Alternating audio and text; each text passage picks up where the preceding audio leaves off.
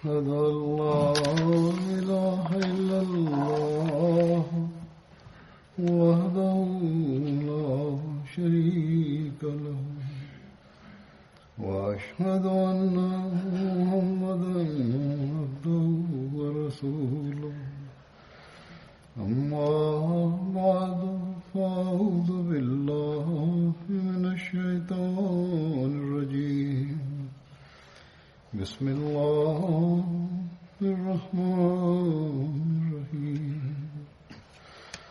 الحمد لله رب العالمين الرحمن الرحيم مالك يوم الدين إياك نعبد وإياك نستعين اهدنا الصراط المستقيم صراط الذين أنعمت عليهم غير المغضوب عليهم ولا الضالين.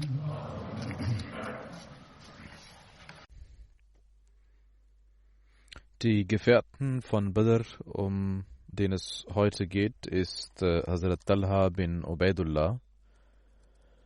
Hazrat Talha gehörte dem Stamm Taym bin Burra an. Sein Vater hieß Ubaidullah bin Usman und die Mutter Saba, welche die Tochter von Abdullah bin Ahmad Khazrami war und Hazrat Ala bin Khazramis Schwester war.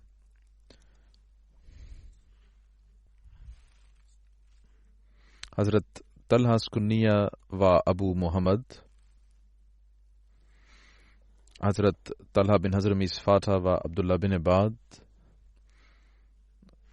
Er stammte aus der Stadt Hazarmaut und war ein Schützling von einem wichtigen Stamm. Er wurde vom heiligen Propheten Muhammad sallallahu alaihi wasallam zum Fürsten von Bahrain ernannt bis zu seinem Tode. Er starb in der Ära von Hazrat Umar 14 Jahre nach der Hijra. Ein Bruder Amir bin Hazrami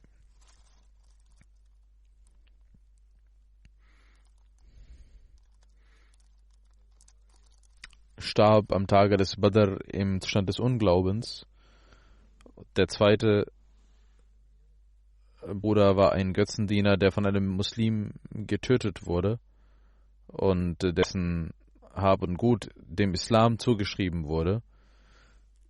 Hazrat Talha stammt in der 7. Generation von einem Menschen ab, der auch der Vorfahre des heiligen Propheten Muhammad sallallahu alaihi wasallam war, und in einer weiter zurückliegenden Generation ist er auch mit Hazrat Abu Bakr radhiyallahu anhu verwandt.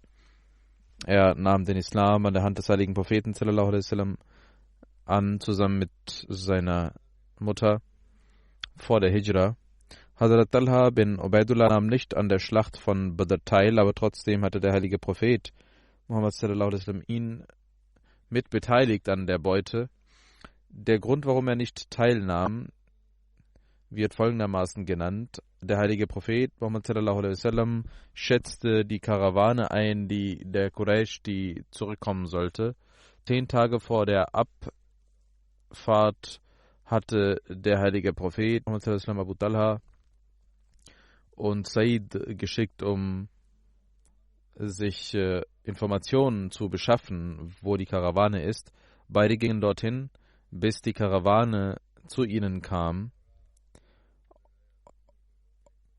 Aura ist ein Gebiet zwischen Hijaz und Syrien, wo Karawanen zu durchwandern pflegten. Der heilige Prophet Muhammad sallallahu alaihi wasallam erfuhr schon vor der Ankunft von Talha und Said, wo die Karawane war, und er versammelte seine Gefährten und wollte die Karawane der Quraysh einholen. Aber die Karawane ging einen anderen Weg. Das wurde bereits in einer anderen Freitagsansprache genannt. Und diejenigen, die dorthin gingen, um Informationen zu holen, gingen weiter, um sich nicht zeigen zu lassen. Hazrat Talha bin Ubaidullah und Hazrat Said bin Zaid, beide wollten nach Medina, als der heilige Prophet Muhammad sallallahu alaihi wasallam, um den heiligen Propheten über die Karawane zu informieren. Sie wussten nicht, dass der heilige Prophet aufgebrochen war zu Badr, um dort zu kämpfen. Und sie kamen in Medina an, als der heilige Prophet Muhammad sallallahu alaihi wasallam, an dem Tag, als der heilige Prophet sallallahu alaihi wasallam in Badr ankam und die Schlacht stattfand. Beide gingen zum heiligen Propheten sallallahu alaihi wasallam von Medina und warteten, bis er zurückkam von Badr, und trafen ihn bei Turban, 19 Meilen von Medina, wo es Brunnen mit Süßwasser gibt. Und wenn man in Richtung der heilige Prophet sallallahu alaihi wasallam hatte dort ein Lager aufgebrochen. Hazrat Talha und Hazrat Said nahmen also nicht an der Schlacht von Badr teil, aber der heilige Prophet Muhammad sallallahu alaihi wasallam hat sie beide an der Kriegsbeute beteiligt. Das heißt, sie zählen offiziell zu den Teilnehmern von Badr.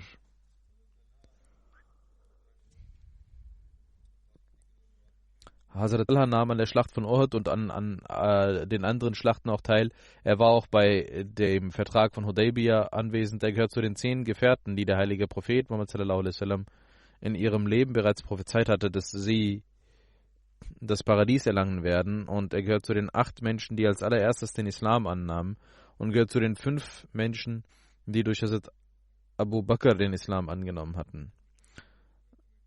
Er gehörte zu den 6 Mitgliedern der Shura, die Hazrat Umar errichtet hatte. Er gehörte auch zu jenen, die der heilige Prophet Muhammad sallallahu alaihi wasallam kurz vor seinem Tode sehr lieb gewonnen hatte. Yazid bin Arman überliefert, dass einmal Hazrat Usman und Hazrat Talha bin Ubaidullah beide hinter Zubair bin Awam gingen und zum heiligen Propheten kamen. Der heilige Prophet Muhammad sallallahu alaihi wasallam überbrachte ihnen die Botschaft des Islams und rezitierte ihnen den heiligen Koran und über die Pflichten im Islam und sagte, dass Gott mit euch zufrieden sein wird und euch Ehre gewähren wird. Und beide, Hazrat Usman und Hazrat Talha, nahmen den Islam an und bezeugten die Wahrheit des heiligen Propheten sallallahu alaihi wasallam. Hazrat Usman sagte: O Prophet Allahs, ich komme gerade zurück aus Syrien, aus Scham. Auf dem Rückweg habe ich in Ma'an, einer Stadt bei Mauta, die Schlacht von Mauta ist dort bekannt, und dort hatten die Muslime erfahren, dass 200.000 Römer bereit waren, um die Muslime anzugreifen, und die Gefährten blieben dort 2 Tage lang. Er sagt: Ich habe auf dem Rückweg in Mu'an und Zerka bei Mu'an,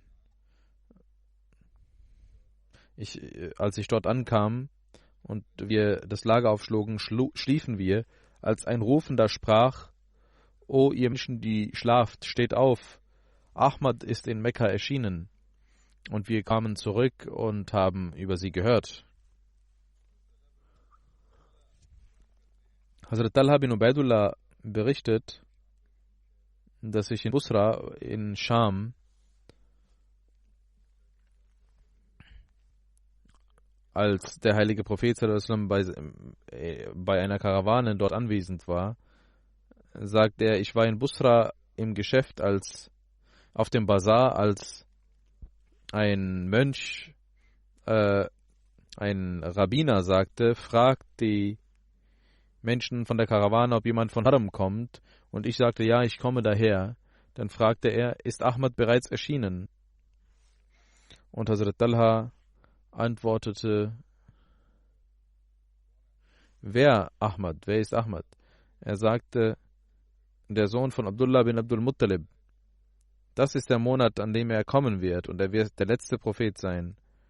Er wird in Haram erscheinen und er wird auswandern in eine Stadt mit Datteln und mit steinigem Boden. Ihr sollt ihn nicht verlassen, sondern an ihn glauben. Hazrat Talha sagt, alles, was er sagte, nahm Platz in meinem Herzen ein. Ich ging schnell zurück und kam nach Mekka zurück.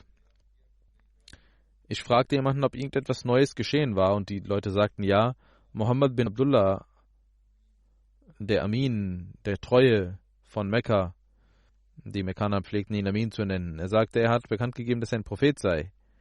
Und Ibn Abi Qahafa, also Abu Bakr, hat sich ihm angeschlossen. Er sagt, ich ging weiter und ging zu Hazrat Abu Bakr und fragte ihn, hast du ihn angenommen? Er sagte, ja, du sollst auch zu ihm hingehen und ihm gehorchen, denn er ruft zur Wahrheit auf. Hazrat Talha erzählte ihm, Hazrat Abu Bakr, von dem Rabbiner. Er nahm Hazrat Abu Bakr mit und ging zum heiligen Propheten sallallahu alaihi wasallam. Hazrat Talha nahm den Islam an und all das, was der Rabbiner gesagt hatte, erzählte er dem heiligen Propheten sallallahu alaihi wasallam. Der heilige Prophet Muhammad sallallahu alaihi wasallam war sehr glücklich darüber.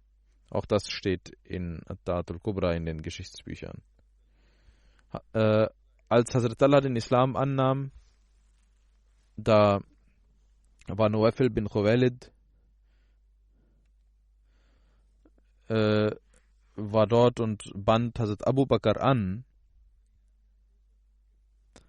Und sie pflegten Hazrat Abu Bakr mit Qarinain zu rufen, also der mit den zwei Freunden. Einer derjenigen, der ihn festband, war auch der Bruder von Hazrat Talha, Usman bin Ubaidullah, der Bruder von Talha. Sie banden ihn deswegen, damit er nicht zum heiligen Propheten sallallahu alaihi wasallam gehen möge und den Islam verlassen möge. Imam Behki schreibt, dass der heilige Prophet sallallahu alaihi wasallam betete: O Allah, befreie uns vor dem Übel dieser Menschen. Hazrat Masud bin Khirash überliefert: Einmal wanderte ich zwischen Safa und Marwa, zwischen den Bergen. Da sah ich, dass viele Menschen hinter einem jungen Menschen her waren, dessen Hand und Hals angebunden waren. Ich fragte, wer ist das? Und die Leute antworteten, das ist Talha bin Ubaidullah. Er ist ein Ketzer. Und seine Mutter Saba beleidigte ihn, ihren eigenen Sohn. Abdullah bin Saad überliefert von seinem Vater, als der heilige Prophet sallallahu alaihi wasallam nach Medina auswanderte und in Kharar, in einem Tal bei Hijaz, ankam, und es wird auch gesagt, es ist ein Tal bei Medina. Jedenfalls gab es einen Ort Kharar. Als der heilige Prophet dort wegging, traf er Talha bin Ubaidullah, der von Scham zurückkam, von Syrien, und er gab dem heiligen Propheten sallallahu alaihi wasallam und Hazrat Abu Bakr Kleider aus Scham und sagte, die Medinenser warten auf sie. Der heilige Prophet sallallahu alaihi wasallam ging schneller und Hazrat Talha ging nach Mekka. Als er seine Aufgabe erledigt hatte, nahm er die Familie von Hazrat Abu Bakr und ging auch nach Medina. Hazrat Talha und Hazrat Zubair nahmen in Mekka den Islam an.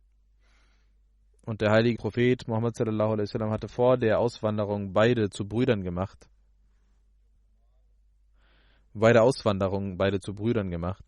Als die Muslime auswanderten und in Medina ankamen, da hatte der heilige Prophet sallallahu alaihi wasallam Hazrat Talha mit Hazrat Ayyub Ansari verbrüdert. Gemäß einer anderen Überlieferung heißt es, dass der heilige Prophet sallallahu alaihi wasallam Hazrat Talha und Said bin Zaid zu Brüdern machte. Und in einer dritten Überlieferung heißt es, dass der heilige Prophet sallallahu alaihi wasallam Hazrat Talha und Hazrat Ubay bin Ka'b zu Brüdern machte.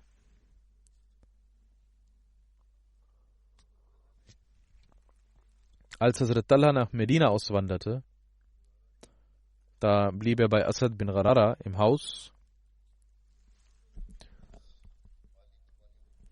Über einige finanzielle Opfer von Hazrat Talha hat der heilige Prophet Muhammad sallallahu alaihi wasallam wegen seinen finanziellen Opfern hat der heilige Prophet sallallahu alaihi wasallam ihm den Titel Fayaz gegeben, derjenige, der großzügig ist. Und bei der Schlacht von Sikard ging der heilige Prophet sallallahu alaihi wasallam an einer Quelle vorbei. Und der heilige Prophet sallallahu alaihi wasallam fragte nach dieser Quelle. Und man sagte, dass diese Quelle Besan heißt und salzig sei. Der heilige Prophet sallallahu alaihi wasallam sagte, nein, diese Quelle heißt Norman und das ist ein süßes Wasser. Hazrat Talha bin Ubaidullah kaufte diesen Brunnen, diese Quelle, und gab es für die Dienste des Islams und das Wasser wurde süß. Als Hazrat Talha zum heiligen Propheten sallallahu alaihi wasallam kam und darüber berichtete, sagte der heilige Prophet sallallahu alaihi wasallam, O Talha, du bist ein sehr Fayyaz, ein sehr großzügiger Mensch. Deswegen wurde er auch Talha Fayyaz genannt. Musa bin Talha überliefert von seinem Vater Talha, dass der heilige Prophet sallallahu alaihi wasallam am Tage von Uhud Talha Talhatul Khair nannte. Bei der Schlacht von Tabuk und Sikhrad wurde er Talhatul Fayyaz genannt und an der Schlacht von Hunain wurde er Talhatul Jud genannt, was auch Großzügigkeit heißt. Saib bin Yazid überliefert, ich pflegte bei Hazrat Talha bin Ubaidullah zu übernachten, aber ich habe niemanden gesehen, der großzügiger war als Talha, der den Menschen so viel gab wie Talha.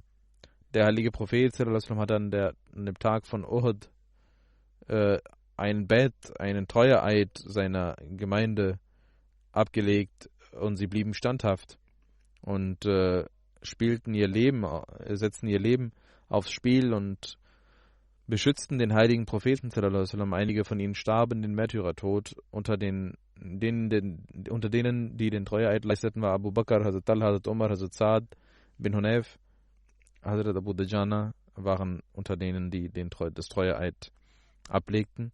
Hazrat Talha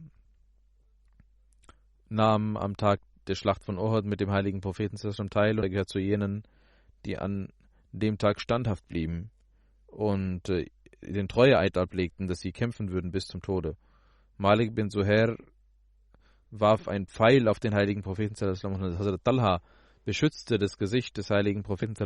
Ein Pfeil traf seinen kleinen Finger. Als dieser Pfeil ihn traf, sagte er ganz leise, Sie. Und der heilige Prophet sagte, wenn er Bismillah sagen würde, würde er sofort ins Paradies eintreten und die Leute würden zuschauen. Dann heißt es weiter in der Geschichte, dass an der Schlacht von Uhud Hazrat Talha zweimal am Kopf verletzt wurde. Einmal, als er zu ihm kam und zum zweiten Mal, als er von ihm wegging. Und er verlor sehr viel Blut. Über dieses Ereignis heißt es weiter in Siratul Halbiya. Qais bin Abu Hazima sagt, am Tag von Uhud habe ich die Hand von Talha bin Ubaidullah gesehen, welche verkrüppelt war, weil so viele Pfeile auf diese Hand trafen, um den heiligen Propheten zu beschützen, und ein Speer traf ihn, dass er ohnmächtig wurde. Hazrat Abu Bakr nahm Wasser und ließ Wasser auf ihn fallen, damit er wieder aufwachte, und er fragte, wie es dem heiligen Propheten geht, und Hazrat Abu Bakr sagte, ihm geht es gut und der heilige Prophet hat mich zu dir geschickt.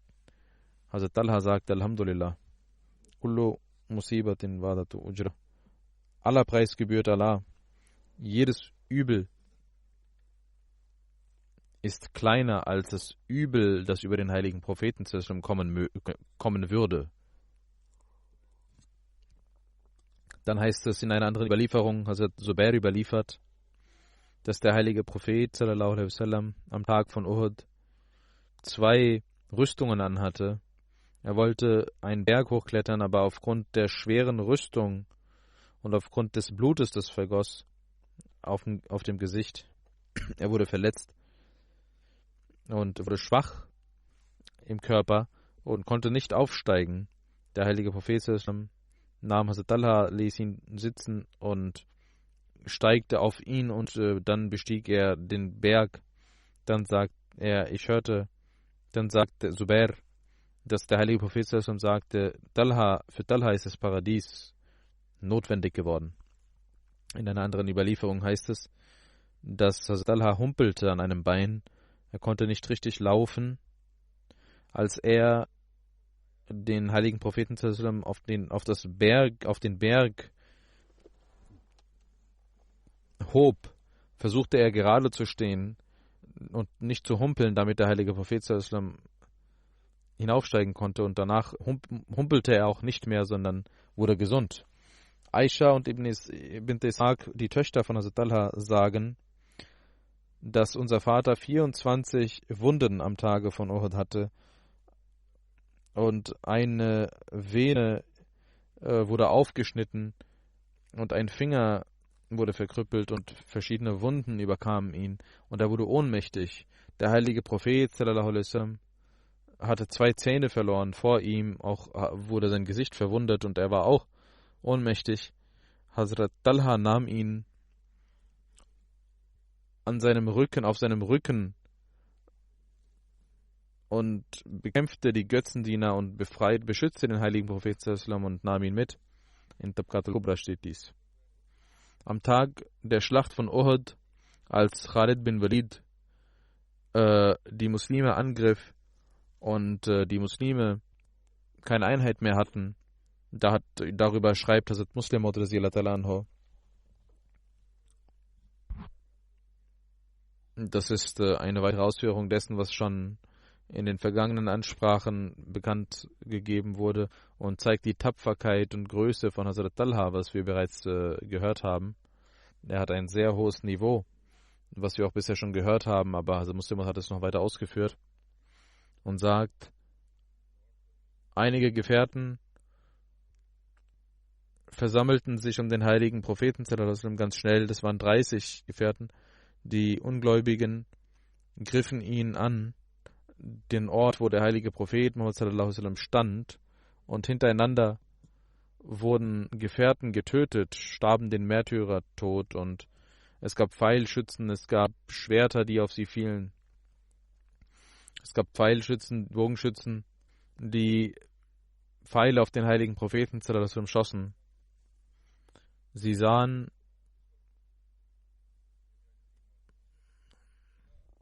Talha war einer der Quraysh und gehörte zu den Auswanderern von Mekka, und er sah dies, dass alle Feinde die Pfeile auf das Gesicht des heiligen Propheten schießen.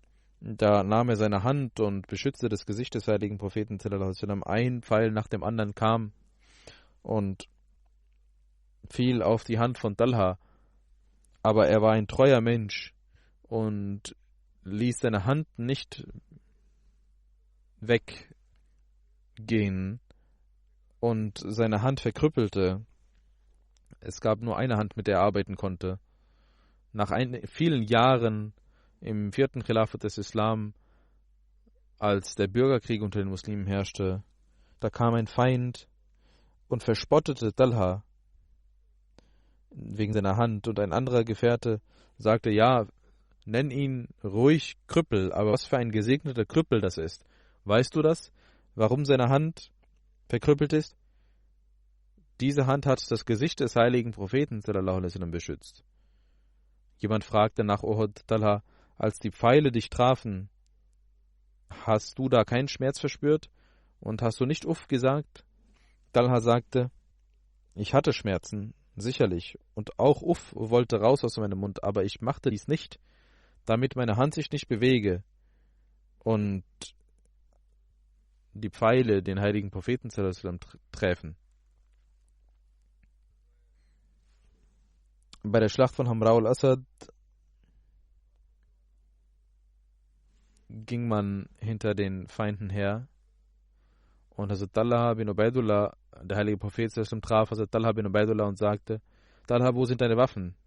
Hazrat Talha sagte, sie sind in der Nähe, und er ging schnell dorthin und nahm die Waffen, obwohl er hatte 9 Wunden an seiner Brust aufgrund der Schlacht von Uhud und hatte über 70 Wunden am ganzen Körper. Hazrat Talha sagt, dass ich nicht so sehr mich um meine Wunden sorgte, sondern um die Wunden des heiligen Propheten. Der heilige Prophet kam zu mir und fragte, wo hast du die Feinde gesehen? Und ich sagte, ich habe in der Umgebung an einer bestimmten Stelle sie gesehen. Und der heilige Prophet sagte, ich glaube auch, dass sie dort sind. Was die Quraysh angeht, sagte der heilige Prophet, niemals können sie mit uns so umgehen, bis wir nicht Mekka erobert haben. Während der Schlacht von Tabuk erfuhr der heilige Prophet, dass einige Heuchler sich bei den Juden zu Wellem versammelten, und er war bei Jassum, beim Ort Jassum oder Behri Jassam. Das ist in Richtung Syrien, bei ein Brunnen, und dort gab es sehr gutes Wasser. Der heilige Prophet hatte auch davon getrunken.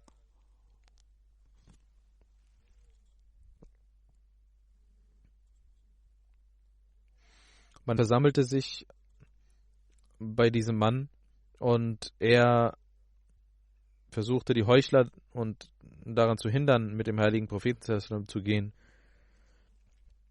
Auf heuchlerische Art und Weise. Der heilige Prophet schickte Hazrat Talha mit einigen weiteren Gefährten zu ihm und sagte, ihr sollt das Haus von Suwailem verbrennen. Hazrat Talha tat dies. Saab bin Khalifa rannte vom Haus weg und sein Bein brach und er verlor das Bewusstsein. Hazrat Ali überliefert, meine beiden Ohren haben gehört, wie der heilige Prophet sagte, Talha und Zubair sind Nachbarn im Paradies, die ich haben werde.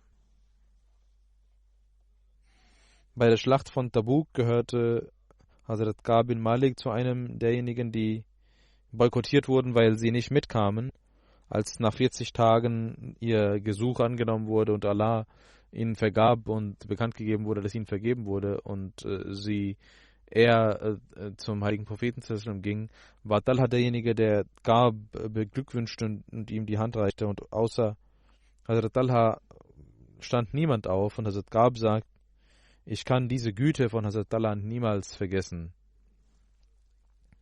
Hazrat Said bin Zaid überliefert, ich kann über 9 Menschen bezeugen, dass sie paradiesisch sind. Und wenn ich auch über den 10. dies sage, dann würde ich kein Sündiger sein. Man fragte, wie ist das möglich? Und er sagte, wir waren beim heiligen Propheten in Hira, auf dem Berg Hira, und er fing an zu zittern. Und der heilige Prophet sagte, bleib stehen, O Hira, auf dich ist ein Prophet, ein Siddiq, ein Shahid und niemand anderes als das. Und man fragte, wer sind diese Menschen? Und Hazrat Said sagte, der heilige Prophet Abu Bakr, Umar, Usman, Ali, Talha, Zubair, Saad und Abdurrahman bin Auf. Das waren die 9 Menschen. Man fragte ihn, wer ist der 10.? Und er wartete kurz und sagte dann, das bin ich. Hazrat Said bin Zaid sagte dies.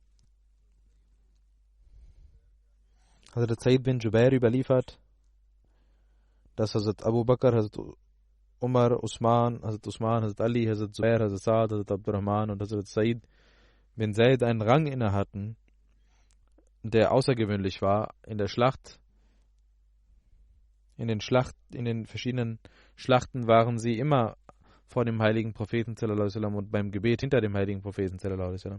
Über Jabir bin Abdullah wird überliefert, dass der heilige Prophet sagte, derjenige, der einen Shahid sehen will, soll Talha bin Ubaidullah sehen, einen wendigen Shahid. Hazrat Musa bin Talha und Hazrat Isa bin Talha berichten über ihren Vater Hazrat Talha bin Ubaidullah, dass unter den Gefährten des heiligen Propheten die Gefährten sagten, dass ein Beduine zum heiligen Propheten kam und fragte, wer ist denn damit gemeint, dass diejenigen im Koran steht, dass diejenigen, die ihr Versprechen erfüllt haben. Und der heilige Prophet sallallahu alaihi wasallam antwortete nicht. Er fragte ein zweites Mal, der heilige Prophet blieb ruhig und auch beim dritten Mal blieb er ruhig. Dann ging er durch die Tür und dann sagt der Überlieferer, also Talha sagt, ich kam in die Moschee rein und hatte ein grünes Gewand an. Als der heilige Prophet sallallahu alaihi wasallam mich sah, Talha sah, sagte er, wo ist der Fragende, der eben die Frage gestellt hat, wer sind diejenigen, die ihr Versprechen erfüllt haben? Der Beduine sagte, hier bin ich. Ich habe gefragt, O Prophet Allahs. Und der heilige Prophet, Allah sagt, der heilige Prophet zeigte auf mich und sagte, schau, das ist derjenige, der sein Versprechen erfüllt hat.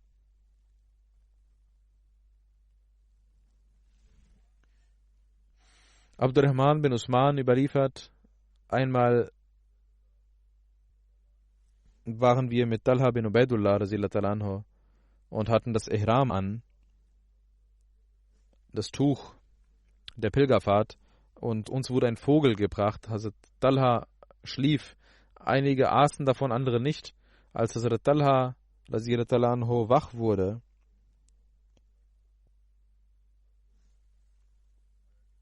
sagte er,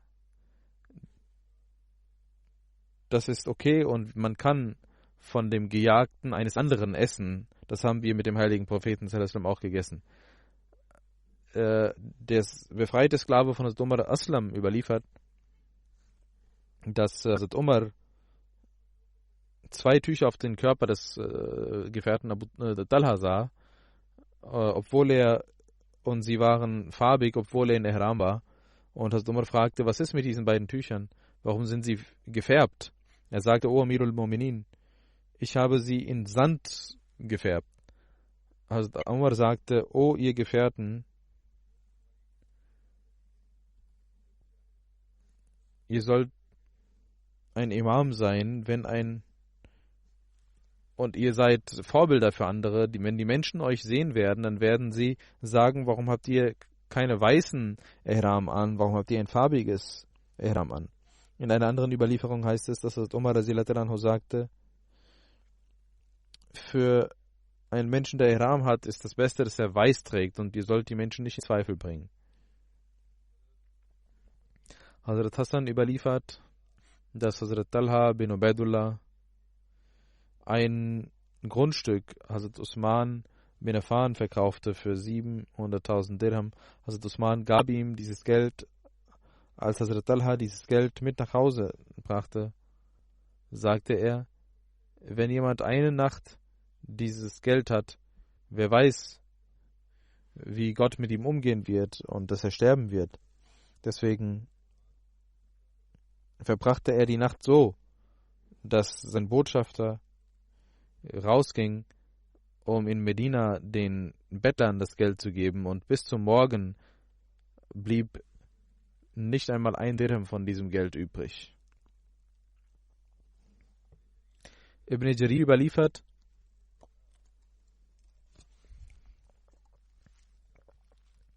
dass Hazrat Talha Hazrat Usman traf, als er von der Moschee hinausging. Hazrat Talha sagte, ich hatte 50.000 Dirham von ihnen, die habe ich erhalten.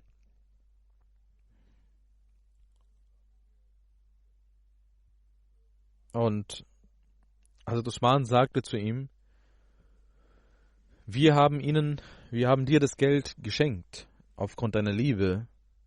Hazrat Talhas Märtyrertod geschah im Jangi Jamal. Darüber heißt es, Qais bin Abu Hazim überliefert, Marwan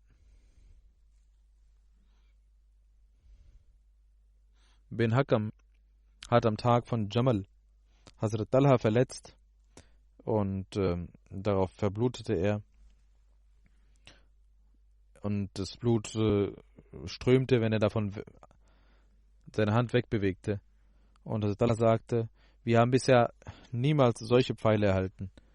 Er sagte, lass mich verbluten, weil Gott diesen Pfeil geschickt hat. Also Talha bin Ubaidullah verstarb am Tag der Schlacht von Jamal. Er war 64 Jahre alt. Gemäß einer anderen Überlieferung war er 62 Jahre alt. Said bin Musayyib überliefert, dass ein Mensch lästerte über Hazrat Ali und Hazrat Talha und einem anderen Gefährten. Hazrat Saad bin Malik bin Abi Waqas hinderte ihn daran und sagte: Lästere nicht über meine Brüder. Er ließ aber nicht ab. Hazrat Saad verrichtete 2 Rakat Namaz und betete danach: O Allah, wenn das, was er sagt, ein Grund deines Zornes sind, dann gib ihm Übles und lasse es zu einem Zeichen für die Menschen werden. Der Mensch ging hinaus und traf auf ein Kamel, welches wild war und welches die Menschen angriff. Dieses Kamel verfolgte ihn und zerstörte ihn und tötete ihn. Der Überlieferer sagt: Ich sah, dass die Menschen hinter Saad hergingen und sagten: O Abu Ishaq, gesegnet seist du, dein Gebet ist in Erfüllung gegangen. Ali bin Zaid überliefert von seinem Vater, dass ein Mensch Hazrat Talha im Traum sah und Talha sagte: Lass mein Grab woanders hingehen, denn mich stört dieses Wasser. Und dann sah er ihn wieder im Traum. 3-mal sah er ihn im Traum. Und er ging zu Hazrat ibn Abbas und erzählte von seinem Traum. Die Menschen gingen zu seinem Grab und sahen, dass sein Grab beschädigt war und Wasser hineingedrungen war und sie begruben ihn woanders. Und er sagt: Ich sehe immer noch jenes Kafur zwischen seinen Augen. Er war genauso wie vorher, nur seine Haare waren anders geworden.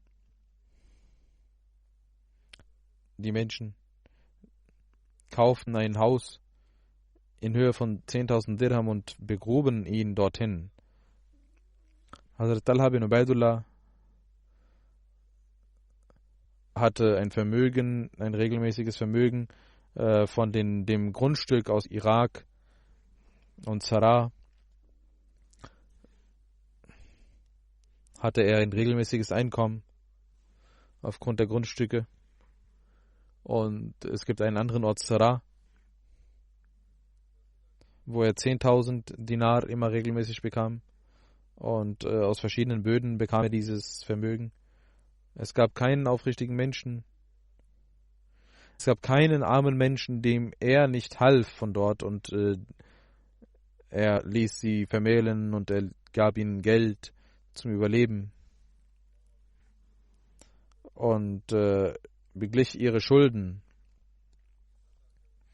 Jedes Jahr, wenn er Einkommen hatte, gab er Hazrat Aisha 10.000 Dirham.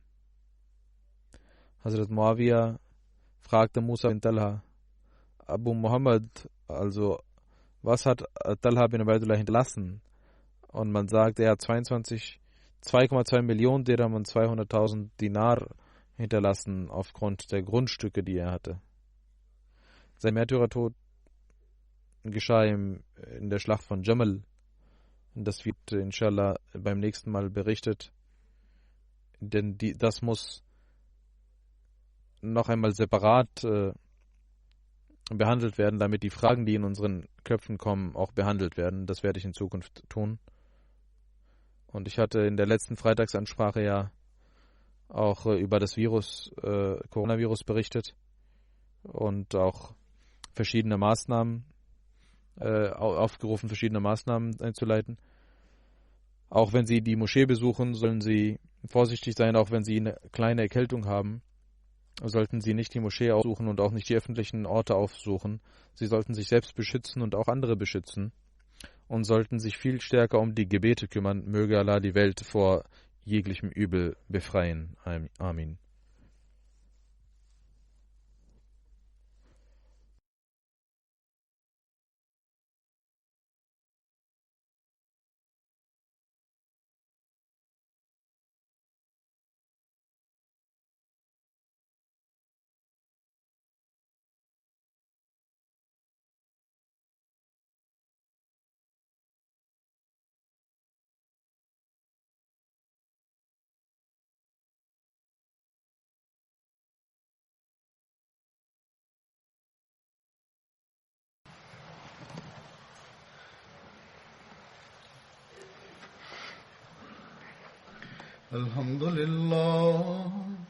الحمد لله نحمده ونستعينه ونستغفره ونؤمن به ونتوكل عليه ونعوذ بالله من شرور أنفسنا ومن سيئات أعمالنا من يهده الله فلا مضل له ومن يضلل فلا هادي له ونشهد أن لا إله إلا الله ونشهد أن محمدا عبده ورسوله عباد الله رحمكم الله